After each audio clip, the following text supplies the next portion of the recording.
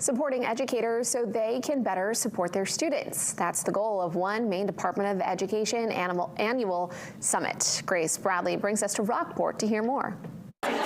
Educators from across the state gathered in Rockport for the annual Winter Wellness Summit put on by the Maine Department of Education. The planning team for the Winter Wellness Summit, they're constantly looking to see what are the needs in our area and really seeking incredibly important partnerships with people to provide those supports. This year marks the third winter of Maine DOE, centering the summit around teachings from the book, The Regulated Classroom. The regulated classroom is an approach or a way to address educator-teacher burnout and student dysregulation in the classroom. Teachers today will tell you that the biggest challenge they experience in the classroom is student behavior. And so the regulated classroom intends to help teachers know what to do to help them manage their stress and that student dysregulation. Offering free training sessions of the regulated classroom, Maine DOE says over 1,600 educators have participated, bringing this framework and its strategies to their own schools. When teachers notice the energy in the classroom is low,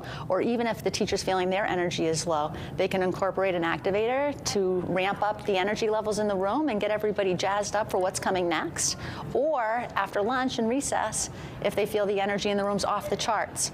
We're teaching them a variety of settlers that they can incorporate in their school day to kind of bring the energy down. I think the biggest joy that I get from the regulated classroom practices is seeing the kids smile and laugh, talk with students that they typically don't talk to. When we really embodied the nervous system and learned to regulate and support each other, there was a dramatic change in our school where it became filled with joy. And then children are becoming more familiar with them and able to self-select any of these tools that they're learning in moments when they're not being led by an adult, because that's our goal. We want children to be able to activate themselves or settle themselves when they feel they need that. So by starting at a foundational level to provide the resources of regulation, it has an enormous impact on the state of Maine.